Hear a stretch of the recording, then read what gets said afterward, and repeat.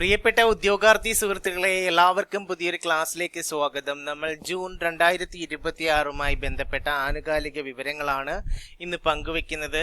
നിങ്ങൾക്ക് ഇനിയുള്ള എല്ലാ തരത്തിലുള്ള എക്സാമിനേഷനും പ്രയോജനം ചെയ്യുന്നൊരു ടോപ്പിക്കാണ്. നമുക്കറിയാം, മിഷൻ LDC 2027 എന്ന് പറയുന്ന ഒരു സീരീസ് നമ്മൾ ആരംഭിച്ചിട്ടുണ്ട്. അതിനും പ്രയോജനം ചെയ്യുന്നതാണ് കറണ്ട് അഫേഴ്സ്. അതുപോലെ തന്നെ നമ്മുടെ കമ്പനി ബോർഡ് LGSന്റെയും വെബ്കോ LDCയുടെയൊക്കെ എക്സാമിനേഷൻ വരികയാണ്. ജൂലൈ മാസത്തിലാണ്. അതിനോടൊപ്പം തന്നെ സെപ്റ്റംബറിൽ വില്ലേജ് ഫീൽഡ് അസിസ്റ്റന്റിന്റെയൊക്കെ എക്സാമിനേഷൻ വരുന്നുണ്ട്. ഇതിനെല്ലാം പ്രയോജനം ചെയ്യുന്നൊരു ടോപ്പിക്കാണ് ആനുകാലിക വിവരങ്ങൾ. വിവിധ മേഖലകളുമായി ബന്ധപ്പെട്ട ആനുകാലിക വിവരങ്ങളാണ് നമ്മൾ ഇന്ന് മനസ്സിലാക്കുന്നത്. അപ്പോൾ എല്ലാവർക്കും ക്ലാസ്സിലേക്ക് സ്വാഗതം. നിങ്ങൾക്ക് ഈ ക്ലാസ് ഇഷ്ടപ്പെടുകയാണെങ്കിൽ ലൈക്ക് ചെയ്യാൻ വിട്ടുപോകരുത്. അതേപോലെ നിങ്ങളുടെ വിലയേറിയ അഭിപ്രായങ്ങൾ കമന്റായി പങ്കുവയ്ക്കണം. സബ്സ്ക്രൈബ് ചെയ്യാതെ ആരെങ്കിലും വാച്ച് ചെയ്യുന്നുണ്ടെങ്കിൽ ദയവായി സബ്സ്ക്രൈബ് ചെയ്യുക. നിങ്ങളുടെ സുഹൃത്തുക്കൾക്കായി ഈ ചാനൽ പങ്കുവയ്ക്കാൻ മറന്നു പോകരുത്. നമുക്ക് എന്തായാലും ക്ലാസ്സിലേക്ക് പോയാലോ. ആദ്യമായിട്ട് നമ്മൾ മനസ്സിലാക്കാൻ പോകുന്ന ആനുകാലിക വിവരത്തില്, ജൂൺ മാസത്തെ ആനുകാലിക വിവരത്തില് റോയൽ സൊസൈറ്റി ഓഫ് ലണ്ടന്റെ ഫെലോ ആയി തിരഞ്ഞെടുക്കപ്പെട്ട രണ്ടാമത്തെ മലയാളി വനിതയാണ് ഡോക്ടർ സൗമ്യ സ്വാമിനാഥനാണ് റോയൽ സൊസൈറ്റി ഓഫ് ലണ്ടന്റെ ഫെലോ ആയി തിരഞ്ഞെടുക്കപ്പെട്ട രണ്ടാമത്തെ മലയാളി വനിത. ആദ്യത്തേത് പ്രൊഫസർ ഗഗൻദീപ് കാങ് ആയിരുന്നു.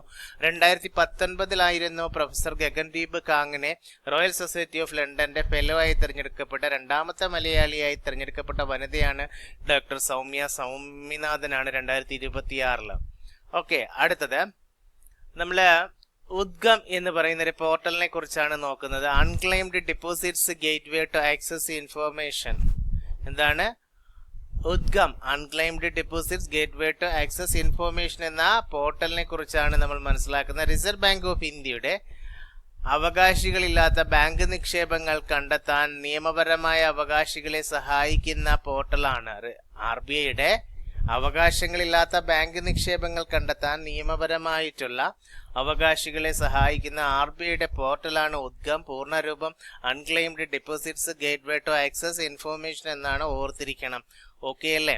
നമുക്കിനി അടുത്ത പോയിന്റിലേക്ക് പോയാലോ. 2026 മൂന്നാമത് ഇന്ത്യ നോർഡിക് ഉച്ചകോടിക്ക് വേദിയാകുന്ന, ഇന്ത്യ നോർഡിക് സമ്മിറ്റിന് വേദിയാകുന്നത് നോർവേ ആണ്. നോർഡിക്കിൽ തന്നെ ഉണ്ടല്ലോ, അറിയാമല്ലോ. മൂന്നാമതാണ് ഇന്ത്യ നോർഡിക് ഉച്ചകോടി 2026 നടക്കുന്ന. അതിന് വേദിയാകുന്നത് നോർവേ ആണ്. അടുത്തത് ക്രൈം ഇൻ ഇന്ത്യ റിപ്പോർട്ട് പ്രകാരം ക്രിമിനൽ കേസുകൾ കുറ്റപത്രം സമർപ്പിക്കുന്നതിൽ ഇന്ത്യയിൽ ഒന്നാം സ്ഥാനത്തുള്ള സംസ്ഥാനം ചോദിച്ചു കഴിഞ്ഞാൽ കേരളമാണ്. ക്രൈം ഇൻ ഇന്ത്യ റിപ്പോർട്ട് പ്രകാരം ക്രിമിനൽ കേസുകളിൽ കുറ്റപത്രം സമർപ്പിക്കുന്നതിൽ ഇന്ത്യയിൽ ഒന്നാം സ്ഥാനത്തുള്ള സംസ്ഥാനം കേരളം. നാഷണൽ ക്രൈം റെക്കോർഡ്സ് ബ്യൂറോയുടെ ക്രൈം ഇൻ ഇന്ത്യ റിപ്പോർട്ട് പ്രകാരം 2022-24 ഘട്ടത്തിൽ സൈബർ കുറ്റകൃത്യങ്ങളുടെ നിരക്കിൽ ഇന്ത്യയിൽ കേരളത്തിന്റെ സ്ഥാനം ചോദിച്ചു കഴിഞ്ഞാൽ മൂന്നാമതാണ്. ഓർത്തിരിക്കണം.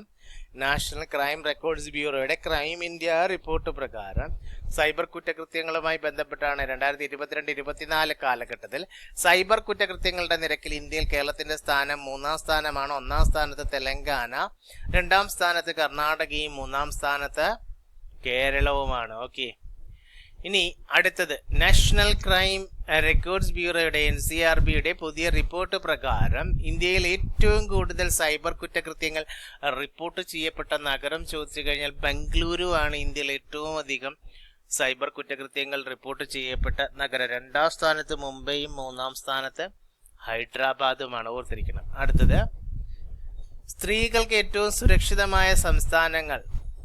ഓർത്തിരിക്കണം. നാഗാലാൻഡും സിക്കിമും അരുണാചൽ പ്രദേശുമാണ് സ്ത്രീകൾക്ക് ഏറ്റവും സുരക്ഷിതമായ സംസ്ഥാനങ്ങൾ. അടുത്തത് 2026 ഇന്ത്യ ആതിഥേയത്വം വഹിക്കുന്ന, നമുക്കറിയാം, ബ്രിക്സ് ഉച്ചകോടിക്ക് ഇന്ത്യയാണ് 2026 ആതിഥേയത്വം വഹിക്കുന്നത്. ആ ബ്രിക്സ് ഉച്ചകോടിയുടെ പങ്കെടുക്കുന്ന രാജ്യങ്ങളിലെ കൃഷിമന്ത്രിമാരുടെ യോഗം നടക്കുന്ന ഇന്ത്യൻ നഗരം ചോദിച്ചു കഴിഞ്ഞാൽ മധ്യപ്രദേശിലെ ഇൻഡോർ ആണ്. കൃഷിമന്ത്രിമാരുടെ യോഗം നടക്കുന്ന ബ്രിക്സ് ഉച്ചകോടിയുമായിട്ട് ബന്ധപ്പെട്ട് ഇന്ത്യയാണ് ആതിഥേയത്വം വഹിക്കുന്നതെന്നറിയാം.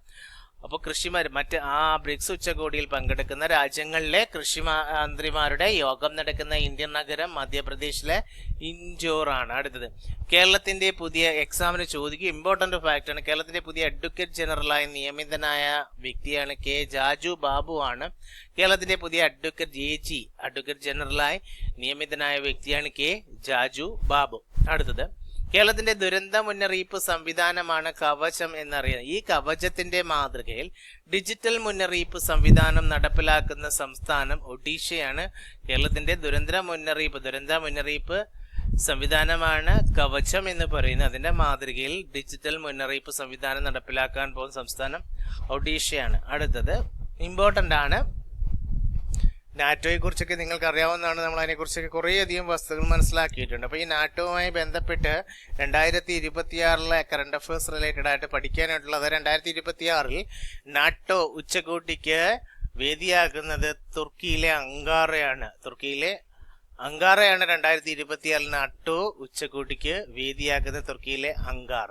അടുത്തത് പതിറ്റാണ്ടുകൾ പഴക്കമുള്ള അജ്ഞാത പേടകങ്ങളെ കുറിച്ചുള്ള രഹസ്യ ഫയലുകൾ അടുത്തിടെ ഔദ്യോഗികമായി പരസ്യപ്പെടുത്തിയ രാജ്യമാണ് അമേരിക്ക. നിങ്ങൾക്കറിയാം, പതിറ്റാണ്ടുകൾ പഴക്കമുള്ള അജ്ഞാത പേടകങ്ങളെ കുറിച്ചുള്ള രഹസ്യ ഫയലുകൾ അടുത്തിടെ ഔദ്യോഗികമായി പരസ്യപ്പെടുത്തിയ രാജ്യം അമേരിക്കയാണ്. അടുത്തത് ഇന്ത്യയിലെ വിവിധ സംസ്ഥാനങ്ങളിലെ 35ഓളം നൃത്തരൂപങ്ങൾ കോർത്തിണക്കി ഇന്ത്യൻ ബുക്ക് ഓഫ് റെക്കോർഡ്സിൽ ഇടം നേടിയ നൃത്ത പരിപാടിയുടെ പേര് ഇമ്പോർട്ടൻ്റ് ആണ്, നാട്യ എന്നാണ്. ഇത് നടന്നത് ആലപ്പുഴയാണ്. ഇന്ത്യയിലെ വിവിധ സംസ്ഥാനങ്ങളിലെ 35ഓളം നൃത്തരൂപങ്ങൾ കോർത്തിണക്കി ഇന്ത്യൻ ബുക്ക് ഓഫ് റെക്കോർഡ്സിൽ ഇടം നേടിയ നൃത്ത പരിപാടി നടന്ന സ്ഥലം കേരളത്തിലെ ആലപ്പുഴയാണ്. അതിൻ്റെ പേര് നാട്യ എന്നാണ്. അടുത്തത് 2026 കാൻ ചലച്ചിത്രമേളയുടെ ജൂറി അധ്യക്ഷനായ ദക്ഷിണ കൊറിയൻ സംവിധായകനാണ് പാർക്ക് ചാൻ വുക്കാണ്. പാർക്ക് ചാൻ വുക്ക് ആയിരുന്നു 2026 കാൻ ചലച്ചിത്രമേളയുടെ ജൂറി അധ്യക്ഷനായ ദക്ഷിണ കൊറിയൻ സംവിധായകൻ. 2026 മാടമ്പ് കുഞ്ഞിക്കുട്ടൻ സ്മാരക പുരസ്കാരത്തിന് അർഹനായത് ശ്യാമപ്രസാദാണ്. നിങ്ങൾക്കറിയാം, സിനിമാ സംവിധായകനൊക്കെയായ ശ്യാമപ്രസാദിനെ കുറിച്ച്. 2026 മാടമ്പ് കുഞ്ഞിക്കുട്ടൻ സ്മാരക പുരസ്കാരത്തിന് ആരർഹനായി? ശ്യാമപ്രസാദ് അർഹനായി. അടുത്തത് ടീസ്റ്റ നദി പുനഃസ്ഥാപന പദ്ധതിക്കായി ബംഗ്ലാദേശ് സഹായം തേടിയ രാജ്യമാണ് ചൈനയാണ്.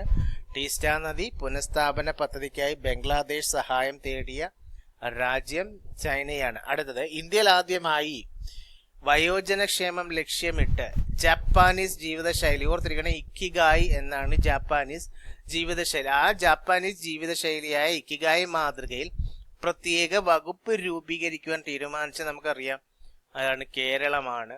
വകുപ്പ് രൂപീകരിക്കാനായിട്ട് വയോജനക്ഷേമ പദ്ധതിയൊക്കെ ഓൾറെഡി കേരളത്തിലുണ്ട്. ഇത് വയോജനക്ഷേമ വകുപ്പ് രൂപീകരിക്കാനായിട്ടും പുതിയ സർക്കാർ തീരുമാനിച്ചു എന്ന് നിങ്ങൾക്ക് അറിയാം. ഓക്കെ അല്ലേ? നമുക്കിനി അടുത്ത ക്വസ്റ്റ്യനിലേക്ക് പോയാലോ? ക്വസ്റ്റ്യനിലേക്ക് പോകണ്ടേ?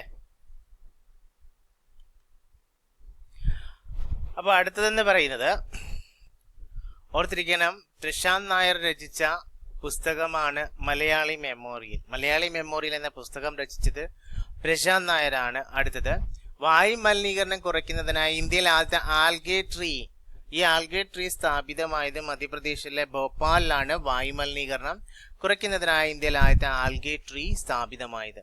നമുക്കറിയാം 18ാമത് ബ്രിക്സ്, സ്പെല്ലിംഗ് തെറ്റാണ് ഇവിടെ കൊടുത്തിരിക്കുന്നത്, ബ്രിക്സ് ഉച്ചകോടിക്ക് വേദിയാക്കുന്നത് ഇന്ത്യയിലെ ന്യൂഡൽഹി ആണെന്ന് പറഞ്ഞു അല്ലേ? ഇൻഡോർ ആണ് കൃഷിമന്ത്രിമാരുടെ മീറ്റിങ്ങിന് വേദിയാകുന്നത്. മധ്യപ്രദേശിലെ ഇൻഡോർ ആണെന്ന് നാം പഠിച്ചു. 18ാമത് ബ്രിക്സ് ഉച്ചകോടിയാണ് 2026 നടക്കുന്നത്. ന്യൂഡൽഹിയാണ് വേദി.